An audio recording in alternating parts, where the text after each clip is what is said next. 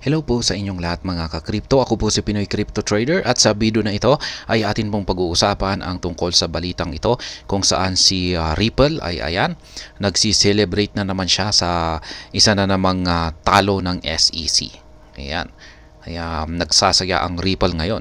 At ayan, bago po tayo magpatuloy ay nais ko po munang bigyang linaw ang aking disclaimer kung saan ang nilalaman po ng video na ito ay hindi po ito isang financial advice. For education and information purposes lamang po ang layunin nito. Maliban po dito ay nais ko na rin pong magbigay babala na wala pong kahit anumang group chat ang Pinoy Crypto Trader. Ayan, sabi po rito ay here's how the latest court decision could help Ripple in its legal battle with the SEC. Ayan, ito raw po yung kung paano yan makakatulong yung latest court decision. Ayan, dito kay Ripple para tuluyan niya nang matalo ang SEC. Ayan, Stuart Alderoty, Ripple's chief lawyer, took to the X social media platform to celebrate the U.S. Securities and Exchange Commission's most recent loss. Ayan, nag-celebrate po sila. Highlighting the Second Circuit decision in SEC versus Govil. Yan, Alderoty stressed that the SEC cannot demand a substantial disgorgement award without first substantiating that investors suffered a tangible financial setbacks. The developments succinctly summarized as no harm, no foul, may have broader implications for Ripple's ongoing legal skirmish with the SEC. So, what it means for Ripple? Ayan, ano nga ba ang ibig sabihin nito para kay Ripple? The ripple effect of the recent court ruling has been palpable, with many industry observers speculating on its potential impact on the SEC Ripple saga. Legal analyst Jeremy Hogan has argued that Ripple's liabilities hinges on whether XRP investors actually incurred monetary losses.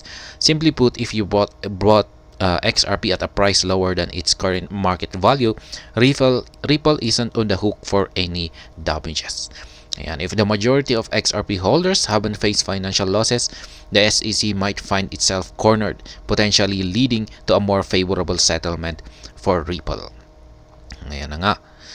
Penalty amount in focus. There's been a lot of talk about how much money the SEC wants Ripple to pay. Ayan na nga yung talagang habol dito ni SEC kay Ripple. Yung penalty. Yan, ang laki po ng kanilang sinisingil na penalty kay Ripple. Commentator Yasin Mobarak opined that the SEC might find it challenging to reinforce Ripple to pay the rumored $770 million penalty for institutional sales if investors haven't been adversely impacted. Ayan, ganyan po kalaki yung amount na gustong singilin draw ng SEC dito kay Ripple, $770 million. Priority to that, lawyer John Deaton opined Ripple could lower this big penalty amount. He mentioned a past case where the SEC asked for $23 million but only got $130,000. Yan po naman ang sinabi ng abogadong si John Deaton.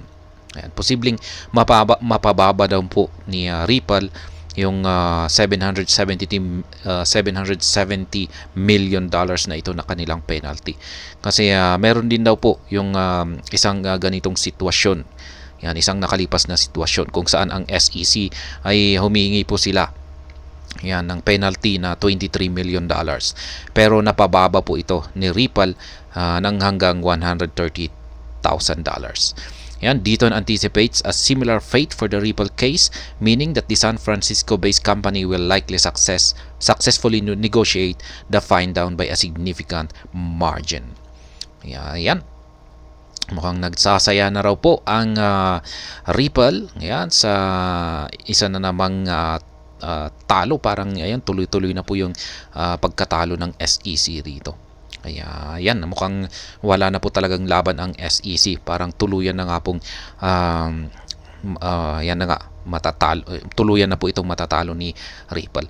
At ngayon yung pinoproblema lamang nila, yung pinoproblema na lamang ng Ripple ay yung babayaran nilang penalty. Parang dito idadaan ni SEC yung kanyang bagsik. Yan, ang laki ng kanyang sisingilin na penalty. Kaya parang dyan na lamang niya dadaanin kung talagang hindi niya matatalo sa kaso si Ripple. Ayan, pero gaya nga ng sinabi kanina, lalong-lalo na si Abogado John Deaton, ayan, si Abogadong John Deaton na pwede pong pababain, ayan, ang penalty na ito. Ayan, hanggang sa kasi ang grabe naman, ang tindi naman po ng $770 million na yan para sa penalty. At ayan, hanggang dito na lamang po tayo sa video na ito. Sana po ay inyong nagustuhan ang aking paliwanag dito. Kung inyo po itong nagustuhan ay pakiclick lamang po ang like button nito. Para naman po sa mga bago lamang dito, kayo po ay aking inaanyayahan para mag-subscribe. Pakiclick na rin po ang bell icon nito dahil ito po ang siyang magsisilbing notification nito sa mga bago kong videos na akin pong ina-upload sa aking YouTube channel na ito. Marami pong salamat sa panonood. Ingat po tayo lagi at God bless po sa ating lahat.